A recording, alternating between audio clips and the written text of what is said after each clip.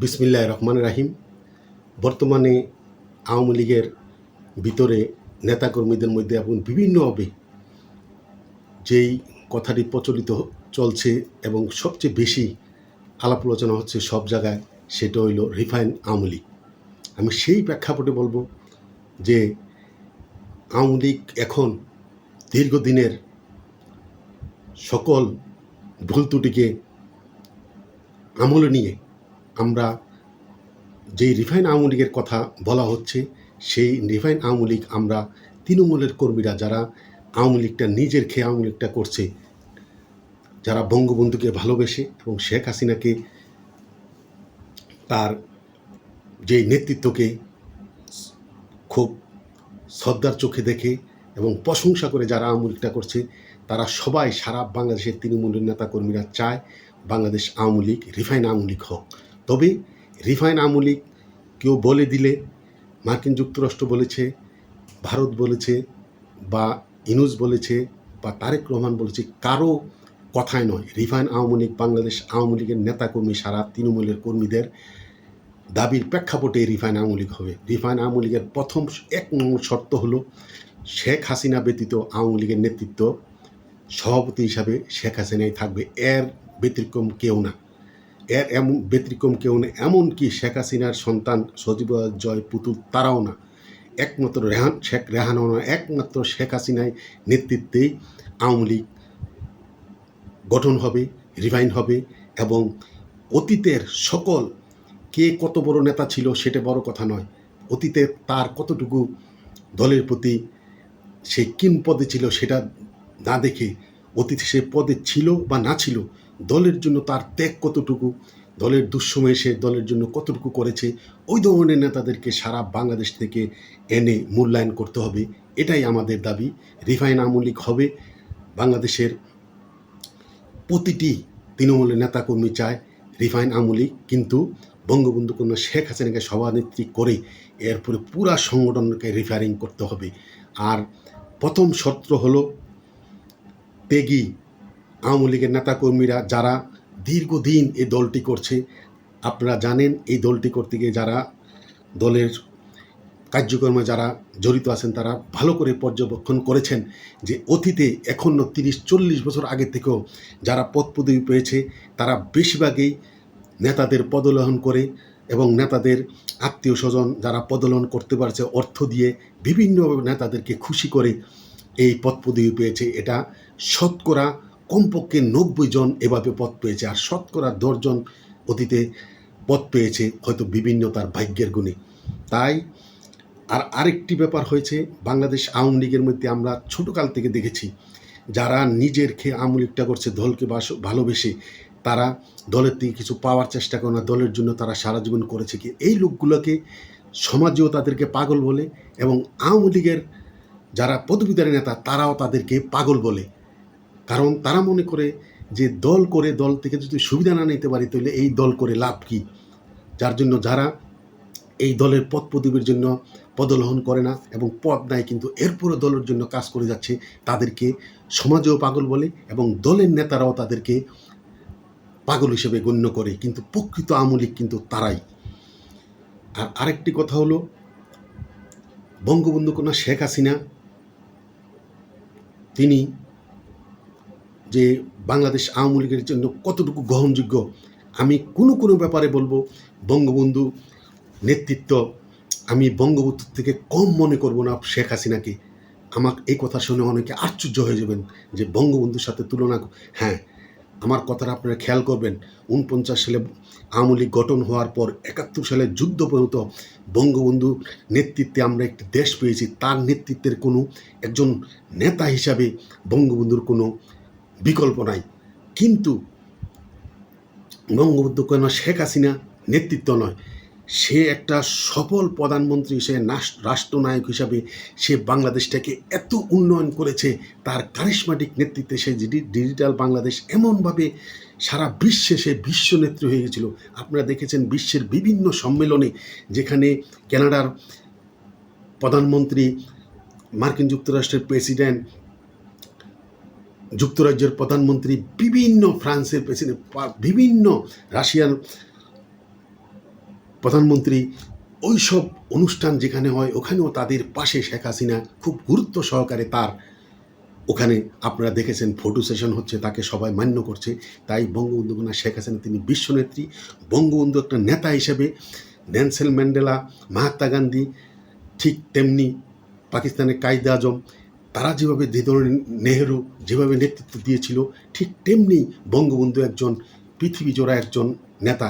কিন্তু শাসক হিসাবে একটা সফল প্রধানমন্ত্রী হিসেবে সারা বিশ্বের মধ্যে বঙ্গবন্ধু কন্যা শেখ হাসিনার তুলনা কিন্তু বঙ্গবন্ধু হয় না। কারণ বঙ্গবন্ধু স্বাধীনের পর তার নেতৃত্বে একটা দেশ হলো, কিন্তু স্বাধীনের পর সে একটি দেশ পরিচালনা করার মতো সেই ইয়েটা ছিল না। কারণ তার এতই মায়া মমতা ছিল, সে শাসক হিসাবে সে অতটুকু ছিল না। আমি দেখেছি সে তার মনটা এমন ছিল, অনেককে সে মাফ করে দিয়েছে। তা এই কারণে কিন্তু বঙ্গবন্ধুকে হত্যা করা হয়েছে। বঙ্গবন্ধুকে বলেছিল যে আপনাকে কিন্তু মেয়েরা হত্যা করবে, সে বলেছে আমাকে বাংলাদেশে আমাকে হত্যা করবে, এটা আমি বিশ্বাস করি না। এই ভুলের কারণে তিনি ৭৫-এ তার মৃত্যু হয়েছে। কিন্তু বঙ্গবন্ধু শেখ হাসিনাকে যখন বলেছে আপনাকে হত্যা করা হবে, তিনি কিন্তু ভারতে চলে গিয়েছিলেন। তিনি সেই ভুলটা তিনি যদি থাকতেন, বঙ্গবন্ধু কন্যা শেখ হাসিনার মৃত্যু অবধারিত ছিল।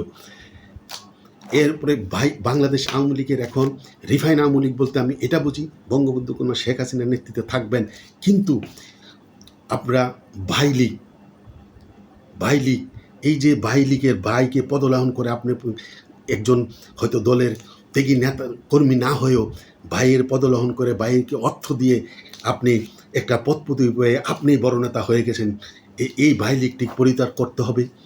আর আত্মীয় লীগ, আওয়ামী লীগের এমন একটা অবস্থা হয়েছে যে আওয়ামী লীগের মন্ত্রী হয়েছে তার ছেলেকে এমপি বানাতে হবে, এমপির ছেলে এমপি বানাতে হবে, দলের সভাপতি, সাধারণ সম্পাদক, উপজেলা, থানাতে, ইউনিয়নে যারা থাকবে তাদের সন্তানকে সভাপতি, সাধারণ সম্পাদক করতে হবে।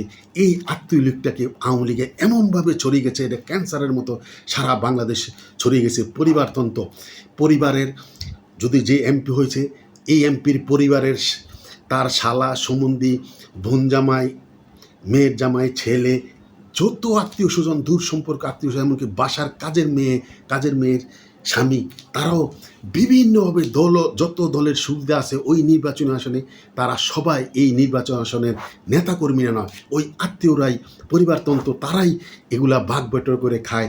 এই পরিবারতন্ত্রকে দূরে রাখতে হবে। আরেকটি কথা হলো, আমি একটি জায়গার কথা বলছি যেখানে আমি থাকি, ঢাকা মহানগর দক্ষিণ আওয়ামী লীগ এমন যাদেরকে নেতৃত্ব দিয়েছে, এর থেকে মানে যে তারা কী ধরনের নেতা, আমার মুখে ভাষাটাও আমি ব্যবহার করতে পারছি না, তাদেরকে কীভাবে ভর্ৎসনা দেব। ঢাকা মহানগর আওয়ামী লীগের, দক্ষিণ আওয়ামী লীগের সভাপতি, সাধারণ সম্পাদক দুজনেই ব্যর্থ। তারা ঢাকা মহানগর আওয়ামী লীগটাকে, দক্ষিণ আওয়ামী লীগের নিঃশেষ করে দিয়েছে। আমি চাই যে মানুষের দোষ ত্রুটি আছে, একমাত্র যারা আমাদের নবী রসুল তাদের দোষ ত্রুটি নাই, কিন্তু এছাড়া মানুষ বলতে যে যত বড়ই না মানুষ হোক, তার কমপক্ষে সবারই কম বয়সের দোষ ত্রুটি থাকে, দোষে গুণে মানুষ। কিন্তু সেই হিসাবে বলছি, আমার দেখা বর্তমান ঢাকা মহানগরে শাহ আলম মুরাদ, কেরানীগঞ্জের শাহিন, সাইদ খোকন এবং এই জাহাঙ্গীর, যে এই গাজীপুরের জাহাঙ্গীর, এই সুমন, ব্যারিস্টার সুমন, চট্টগ্রামের নৌফেল, এভাবে সারা বাংলাদেশ থেকে যারা অতীতে তৃণমূল নেতাকর্মী দেখেছে পরীক্ষিত, এসব নেতাদেরকে যুবলীগে, ঢাকা মহানগরে এবং কেন্দ্রীয় কমিটিতে তাদেরকে মূল্যায়ন করে সামনের দিকে এগিয়ে যেতে হবে। আমি একটা কথা বলতে চাই, আমি অতীত অভিজ্ঞতা, যেহেতু স্বাধীনতা সংগ্রামের সময় আমি চট্টগ্রামে ছিলাম, ছোটোকালে চট্টগ্রামে বড় হয়েছি, আমার জন্মস্থান কুমিল্লা হলেও আমার বাপের চাকরির সুবাদে আমি চট্টগ্রামের মহিউদ্দিন চৌধুরীর বাড়িতে গিয়েছি চশমা হিলে, তাকেও ভালো করে চিনি। এবং আন্দরকিল্লাতে যে আজম নাসির, তার বাপের নাম মহাদ্দেশ বিলার, আন্দরকিল্লা মসজিদের পাশে তাদের বাসা, ওখানেও আমি গেছি। আজম নাসিরকেও আমি ভালো করে চিনি। তারা দুজনের মধ্যে যদি দ্বন্দ্ব লেগেও থাকে, এরপরও তারা মহিউদ্দিন চৌধুরীর তুলনা চট্টগ্রামে হয় না এবং আজম নাসিরের তুলনা হয় না। তাই এই চট্টগ্রামের অতীতে সকল আন্দোলনের সংগ্রামের স্বাধীনতার পূর্বে স্বাধীনতার পরেও এই মহিউদ্দিন চৌধুরী চট্টগ্রামে আন্দোলন স্ফুলিঙ্গ ঘটিয়েছে, যার জন্য সারা বাংলাদেশে স্ফুলিঙ্গ ছড়িয়ে পড়েছে। ঠিক তেমনি বর্তমানে বারোয়ালিয়া পুণ্যভূমি এই চট্টগ্রামের আপনারা গতকাল দেখেছেন যে মহিউদ্দিন চৌধুরীর শিষ্য যেই নুরুল আজিম রনি, তার নেতৃত্বে এবং নৌফিলের নেতৃত্বে যে একটা বিরাট মিছিল হয়েছে, এবং একটি ছেলে যে গণতন্ত্র মুক্তি পাক এভাবে নুরুসের মতো লেখে যেভাবে মিছিলের নেতৃত্ব দিয়েছে, তাই আমি আমার আজকের এই কথা থেকে, এই লাইভে থেকে আমি এই নুরুল আজিম রনিকে, নৌফেলকে আমি ধন্যবাদ জানাতে চাই যে যে একটি ছেলে যে তারা এই নুরুসনের মতো খালি গায়ে গণতন্ত্র মুক্তি পাক বলে যে লেখাটি বুকে লিখে যে মিছিলটি করেছে, এবং মহিউদ্দিন চৌধুরী অতীতে দেখেছি লাঠি মিছিল করেছে, এবং তিনি যেহেতু চট্টগ্রাম বন্দরের শ্রমিক আন্দোলনের সাথে জড়িত ছিলেন, তিনি লাল টুপি পরে আন্দোলনে স্ফুলিঙ্গ ঘটিয়েছে। ঠিক তেমনি গতকাল যেই লাল টুপি পরে যেই মিছিলটি করেছে, এবং এত বড় মিছিল, এত সুন্দর মিছিল, বিক্ষোভ মিছিল করেছে, এই জন্য আমি তাদেরকে ধন্যবাদ জানাই। আমি আশা ব্যক্ত করতে পারি যে আগামীতে ইনশাল্লাহ বারোয়ালের পুণ্যভূমি এই চট্টগ্রামের মহিউদ্দিন চৌধুরী এবং তার ছেলে নৌফেল এবং তারই শিষ্য যেই নুরুল আজিম রনি এবং আজমও নাসিরের ঐক্যবদ্ধ আন্দোলনের মধ্যে এই বারোয়ালের পুণ্যভূমি চট্টগ্রাম থেকেই আন্দোলন স্ফুট গড়ে এটা ঢাকা থেকে সারা বাংলাদেশে ছড়িয়ে পড়বে। আর শেষ কথাটি আমার এটাই কথা, আমি করে জন্য অনুরোধ করব, জীবনের শেষ পরে 78 সালে কুমিল্লা ভিক্টোরিয়া কলেজে ভর্তি হয়ে এই পর্যন্ত আমি একজন মুসলমান হিসেবে বলতে পারি, দল রাজনীতির বাইরে কোনো সময় ছিলাম না, কিন্তু এই পর্যন্ত কারো পদলোহন করি নাই একটি পদের জন্য। তাই আগামীতে পদের কোনো প্রত্যাশিত পদ চাই না, কিন্তু আমি চাই 75 থেকে 96 পর্যন্ত 21 বছর আওয়ামী লীগ ক্ষমতায় আসতে পারে নাই, কিন্তু 96 সালে মনে করেছিলাম হয়তো আমাদের জীবদ্দশা আর আমরা হয়তো আওয়ামী লীগকে ক্ষমতায় দেখতে পারবো না। ইনশাল্লাহ 21 বছর পরে 96 সালে ক্ষমতায় এসেছিল, কিন্তু এখন আবার আমার বিশ্বাস আমাদের সেই দিন অতদিন অপেক্ষা করতে হবে না, খুব সহসাই আমরা ক্ষমতায় আবার আসবো বঙ্গবন্ধু কন্যা শেখ হাসিনা দলের নেতৃত্ব নিয়ে, এবং এ দেশকে আবার পরিচালনা করার, শাসনভার পরিচালনা করার, জনগণের সেবা করার সুযোগ পাবে। সেদিনটি বেশি দূরে নয়। তাই আমি বলবো, আমি করজোর করে অনুরোধ করছি সারা বাংলাদেশের আওয়ামী লীগের নেতাকর্মীদের এবং বঙ্গবন্ধু কন্যা শেখ হাসিনার কাছে আমার অনুরোধ, আপনি নিজেই পরিবারতন্ত্রটাকে, যেহেতু আপনার ছেলে মেয়ে এই আওয়ামী লীগের নেতৃত্বে নাই, আপনার কাছে আমার অনুরোধ, আমার জানা সত্ত্বেও আমি যতটুকু চিনি, আমি ক্ষুদ্র পরিসরে বলল শেখ হেলাল, তন্ময়, এই শেখ সেলিম, পরশ, তাপস, এই ওমর ফারুক, বাহাউদ্দিন নাসিম, নানক ভাই, এই হাসনাত আবদুল্লাহর ছেলে সাদেক আবদুল্লাহ, এবং হাসনাত আবদুল্লাহর ভাই যিনি বরিশালের মেয়র হয়েছিলেন, এই লিটন চৌধুরী,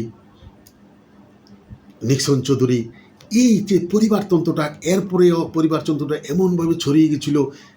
আপনার বেয়াই যে ইঞ্জিনিয়ার মোশাররফ, এবং ইঞ্জিনিয়ার মোশাররফের মেয়ের জামাই হাবিবি মিল্লাত, এবং সিরাজগঞ্জের হেনরি যেই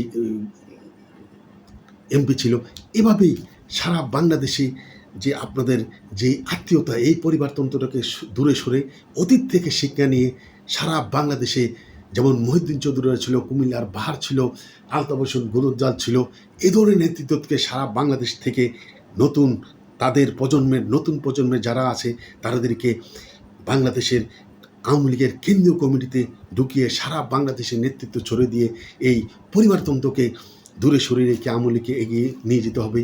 ইনশাল্লাহ পৃথিবীর কোনো শক্তি নাই আমাদেরকে ঠেকিয়ে রাখতে পারে। তাই আগামীতে আবারও বলছি, রিফাইন আওয়ামী লীগ চাই, বঙ্গবন্ধু কন্যা শেখ হাসিনার নেতৃত্বে, এবং এই রিফাইন আওয়ামী লীগ সারা বাংলাদেশ থেকে ত্যাগী নেতাদেরকে এনে এই কেন্দ্রীয় কমিটি করে, এবং যারা 2024 সালের 5ই আগস্টের পর এখন সবাইকে চিনা হয়েছে কারা আওয়ামী লীগের দুঃসময়ের কর্মী, তাদেরকে নেতৃত্বে এনে সারা বাংলাদেশের কেন্দ্রীয় কমিটি হতে মহানগর, থানা, উপজেলা, ইউনিয়ন সব কমিটিগুলো অতি তাড়াতাড়ি এডক ভিত্তিতে কমিটি করে এই আওয়ামী লীগের নেতৃত্বে রিফাইন আওয়ামী লীগ করা হোক। এ কথা বলে আমি আমার কথা এখানে শেষ করছি। জয় বাংলা, জয় বঙ্গবন্ধু, বাই লীগ নিপাত যাক, আত্মীয় লীগ নিবার্চে, পরিবারপন্ত নিপাত যাক। এ কথা বলে আমার কথা এখানে শেষ করছি। জয় বাংলা, জয় বঙ্গবন্ধু, জয় হোক বাংলা মেহনতি মানুষের।